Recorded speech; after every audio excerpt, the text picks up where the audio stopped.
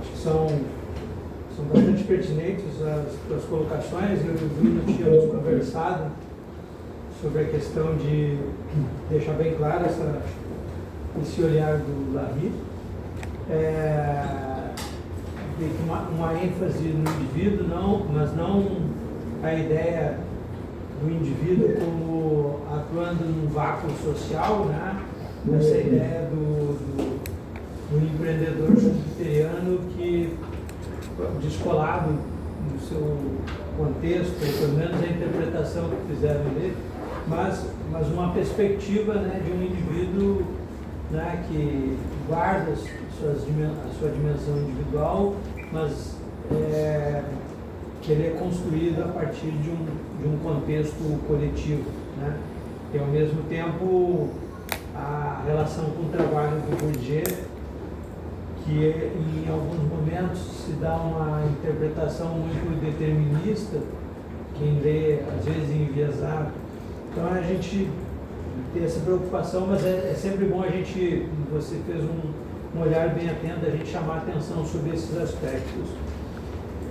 Eu acho que a questão dos alunos, do ensino da sustentabilidade na administração, talvez alguns elementos em função do recorte inicial, que depois o Bruno dá um outro recorte, e ficou ainda algum resquício ali, né, Bruno, que a gente vai ter que trabalhar, porque era uma ideia inicial, e daí, né, nessa trajetória acabou ficando alguns elementos. Mas a gente vai olhar esses aspectos. Agradeço a contribuição, José Carlos, e a gente vai dar uma atenção especial a essas questões. Muito obrigado, prazer ter tido aí. Vou ter que ficar de lado, que eu estou com duas telas aqui. Não, tranquilo. Eu vou passar para a professora Célia, então, fazer as considerações.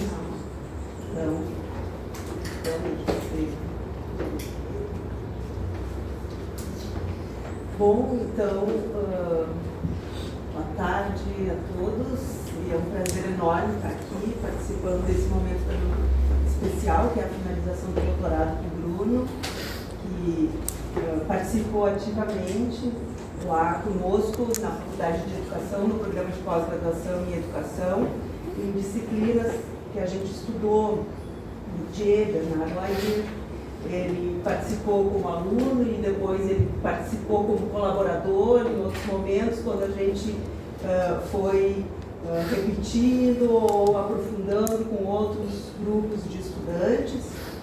Então, tem uma interação, uma contribuição muito importante também para o grupo de pesquisa. Então, é um prazer muito grande, professor Fernando, também, muito obrigada por essa oportunidade. Bem, então eu venho do campo da educação, com formação em sociologia, e agora atuando na educação, né? Então eu organizei aqui uma sequência em torno da leitura desse trabalho, que é um trabalho bem denso, muito denso teoricamente, e também a biografia, ela é bastante rica em detalhes e permeada de análise, de esforço de análise por parte do Bruno, né? Então, para poder dar conta disso tudo, né, são 200 páginas bastante densas. A melhor forma é realmente organizar aqui por escrito, para mim, pelo menos. Então, eu, inclusive, para acompanhar o raciocínio que eu fiz, e em diálogo agora com o que o professor também expôs, né? Eu diria que o conjunto da tese então, mostra essa desenvoltura importante sobre as questões teóricas e metodológicas da teoria sociológica disposicional, que tem origem em Pierre Bourdieu e continuidade em Bernardo Ayer. Além disso, problematiza a categoria reflexividade, de grande valor para a sociologia, uma vez que remete para a relação entre estrutura e agência na esfera das relações sociais. Então, o Boltanski, ele entra com força para construir esse edifício teórico, né? Eu, desde já, me parece importante considerar que, então, se o Bourdieu trabalha com uma visão mais estrutural e macro-sociológica, ele trabalha assim da relação com o passado com o presente e dá margem para interpretações deterministas do passado sobre o presente ou do estrutural, né, sobre o individual, mas ele também deixa essa brecha importante com a qual o Bernardo Ayer vai trabalhar, que é a ideia de disposições de patrimônio disposicional. E aí o Bernardo Ayer, ele trabalha buscando a ênfase no presente. Ele não nega a presença do passado, da experiência de socialização pregressa, ao contrário, ele mantém ela como importante, mas ele vai colocar a presença dos desafios e dos contextos presentes como elementos que acionam esse passado no indivíduo. Então, assim, já dialogando com um questionamento colocado anteriormente, me parece assim que não é um indivíduo solto, é um indivíduo amarrado com sua história, né? Bom, mas em outro sentido também pode ser visto como algo um pouco fluido. E aí vou tentando aqui expor. Então, na elaboração do problema de investigação, no primeiro capítulo, aqui vai surgir um questionamento. A argumentação se apoia em mostrar a pertinência da problemática da sustentabilidade no âmbito da área de conhecimento, no ensino superior, nos cursos e na área de administração, né? E para isso identifica quem arbitra o tema. Vem os órgãos internacionais, os estados, as instituições, né? Mas também, nessa primeira parte, reconhece os limites na formação, daí entra a questão dos estudantes do campo da administração, né? E há um limite de espaço, de repercussão ou de formação mesmo para as questões da sustentabilidade. E isso está posto, né, por uma lógica que, como se expõe na página 32, uma lógica utilitarista do Homo econômicos, né, presente no ethos das escolas de administração e negócios, que efetivamente estão situadas no mundo social, onde prepondera esse ethos. E, enfim, daí a dificuldade de tratar de modo efetivo, né, a temática na formação dos estudantes. Então, aqui eu quero fazer a seguinte observação. Aqui aparecem os estudantes do curso de administração, mas eles realmente não vão aparecer ao longo da tese. Então, isso ou tu precisa voltar lá no final, ou eles não vão ser base fundamental da discussão, né? E isso certamente tem relação com o teu projeto de tese, né, do qual eu participei também, e sei que ali tinha um problema da formação nos cursos de administração. Enfim, como todo trabalho de pesquisa, ele vai sofrendo modificações no processo, o teu sofreu, né, porque tu pretendia também pesquisar, não era uma biografia, era mais amplo, então isso foi se modificando. Então, destacado esse ponto, ainda aqui, então, de um lado, quem arbitra o tema, os órgãos internacionais, as políticas estatais, e de outro, os indivíduos e seus patrimônios de disposições para lidar com o tema. Essa problemática, então, está posta na primeira parte do teu trabalho.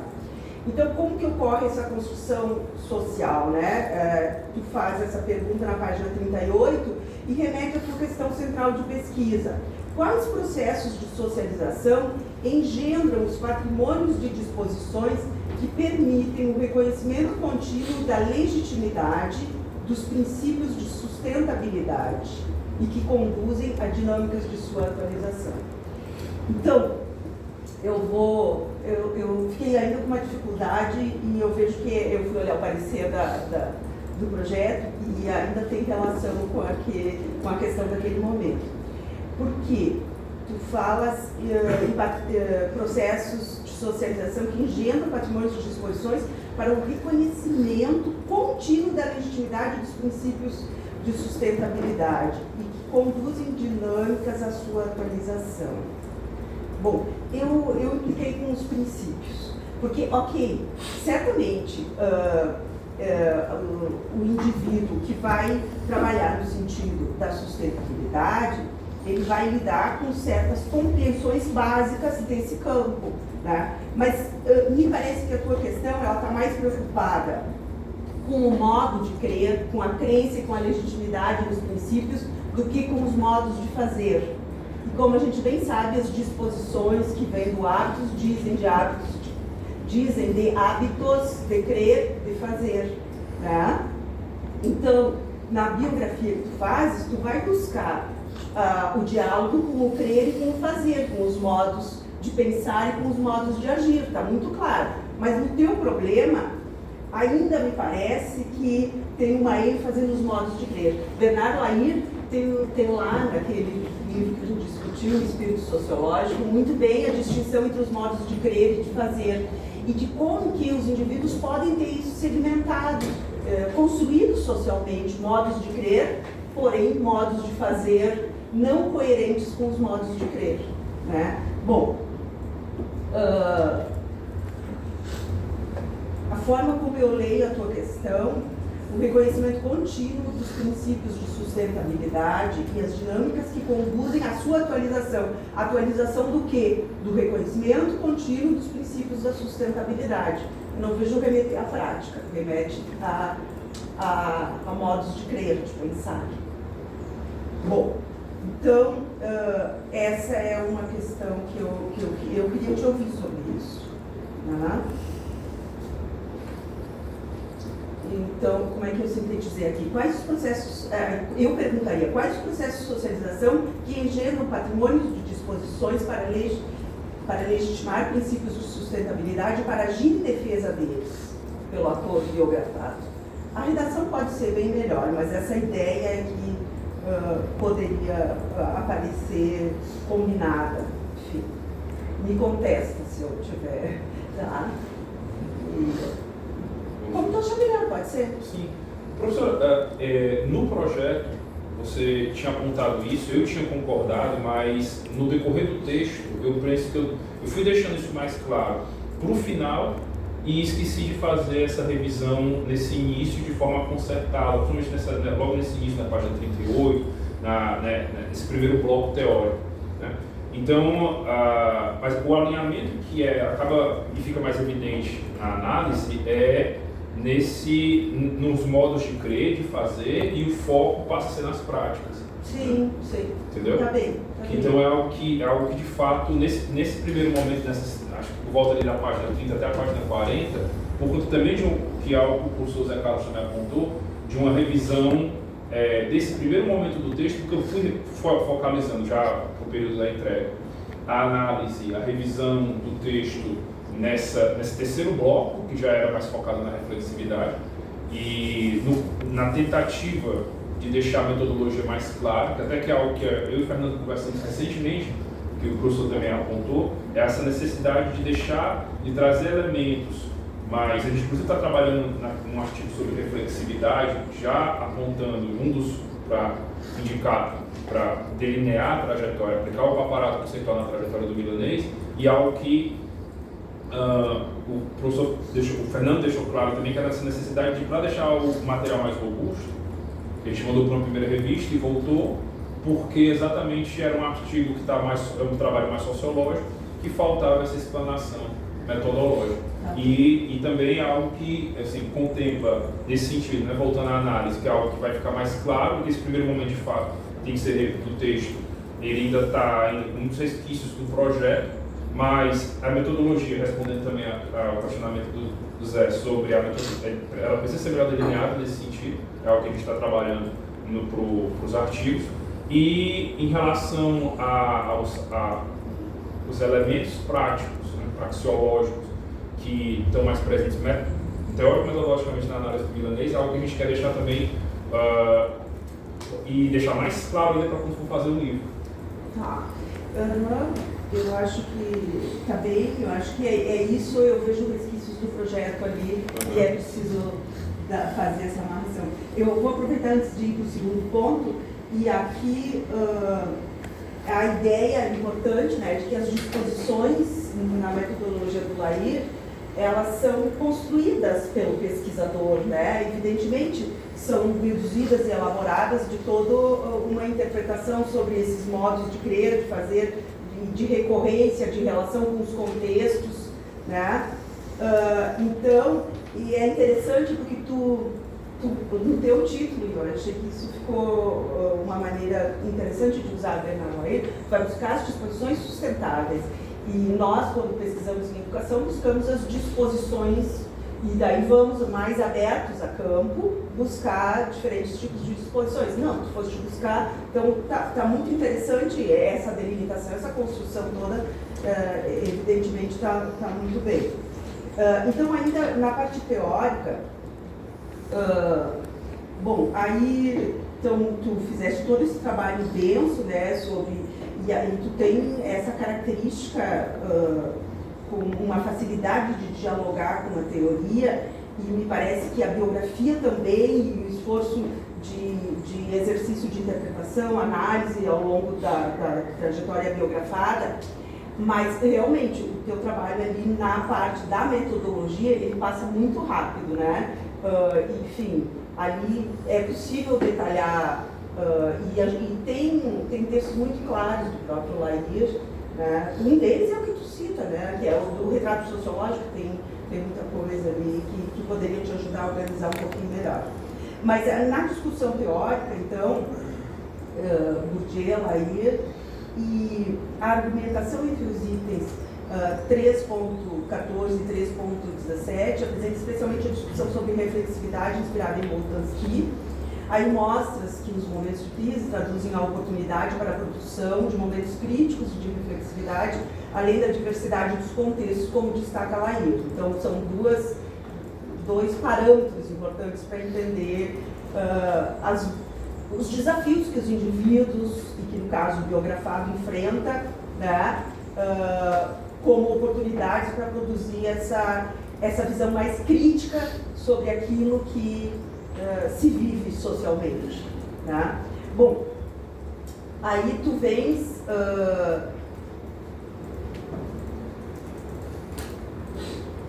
eu na verdade aqui, enfim, eu escrevi várias, não sei se eu sigo o texto, se eu sigo dialogando contigo, mas não quero alongar demais. Mas um aspecto de destaque, então, nessa teoria que tu encontra é o Boltanski. E embora o Boltanski, por via da teoria pragmatista, né, ele valoriza o resultado prático da ação, né, e ele entende que os indivíduos possam ser considerados intrinsecamente críticos e reflexivos. Esse é um elemento importante e diferente de Bourdieu e de Lair, mas ainda assim ele mantém uma relação importante da reflexividade com os momentos de crise. Então, o que eu queria te perguntar, efetivamente, é, na tua análise, tu acentua aqui na tua apresentação também, sobre como a reflexividade se tornou uma categoria importante, junto com disposições para a tua análise, né? Então, essa linguagem reflexiva que tu encontras, né, no biografado, ela vem de um modo de exercer uma profissão, por exemplo, de se apresentar, né, que também é um modo do campo intelectual, né? Ou ela equivale a grandes momentos de inflexão pelos quais o indivíduo vive e se coloca diante desses momentos de crise e de questionamento. Por que eu estou perguntando isso? Porque me parece que esse indivíduo reflexivo, que é ator privilegiado do teu problema de pesquisa, ele é fundamental para pensar a pedagogia também e a aprendizagem nos cursos de formação nas escolas de administração e negócio. Então, o confronto com as crises, é o aprendizado prático no processo de socialização, o aprendizado prático como hábitos permite, né? É um autoquestionamento interno, como os pragmatistas colocam. Eu sei, tu acentuaste os momentos de crise na tua apresentação, mas sobre isso acho importante a gente pensar, porque nós trabalhamos com formação, eu trabalho no campo da educação, tu pensas também a administração. e a formação da sustentabilidade.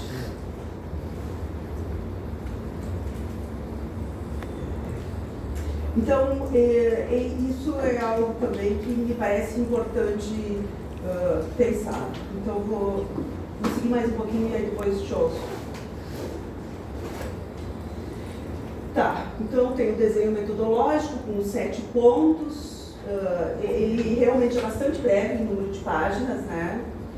Mas ali então fica a sugestão de um aprimoramento, mas a descrição e a análise que faz uma descrição e análise de modo concomitante a apresentação da trajetória do milanês, do biografado, e tu põe atenção nesses momentos cruciais da crise,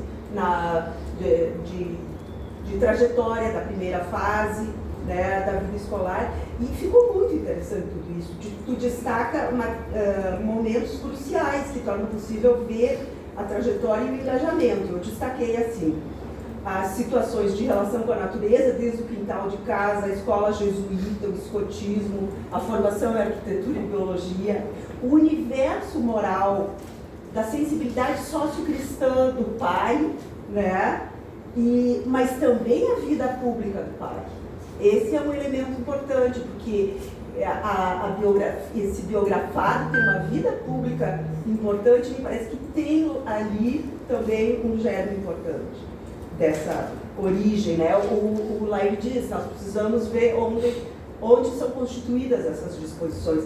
Outra coisa importante, o capital cultural, né? Combinado com a apetência pela matemática, o acesso a línguas estrangeiras, produzindo possibilidades de interação, enfim, com literatura e relações internacionais, a heterogeneidade dos contextos e experiências, e por fim, então, uma outra coisa importante, o contexto histórico de atuação e percepção da questão ambiental que ocorre com a presença de grandes ambientalistas, o Lutz e a organização da HPAM. Parece que eu sintetizei pelo menos como pontos de destaque.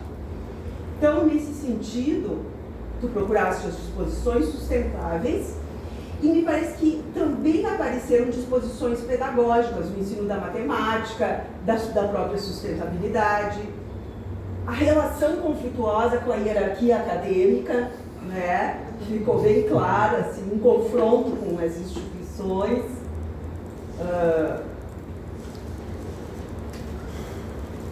Tá, mas enfim, então agora finalizando, a trajetória, essa é a trajetória de um líder em termos de sustentabilidade, tem uma postura de liderança nesse campo.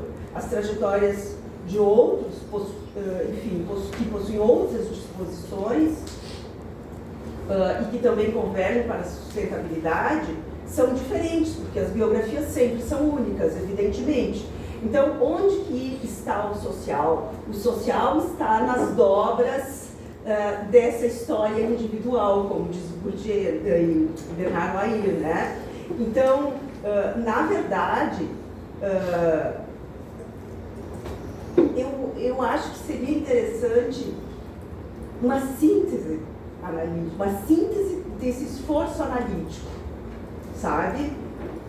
Tu produzir um esforço analítico importante, tu tem muitos elementos, né? Quando fala no universo moral, é o universo moral do pai, mas também, olha só, tem um universo moral no contexto histórico de defesa do meio ambiente, com uma liderança que vai ser grandiosa na história do Brasil, né? Que é o Lutzenberg, internacional, né? Ele tem uma ação e que tem um papel fundamental aqui no Rio Grande do Sul, né? Então, esse contexto, isso também constitui referencial de ação moral, né? E percepção prática.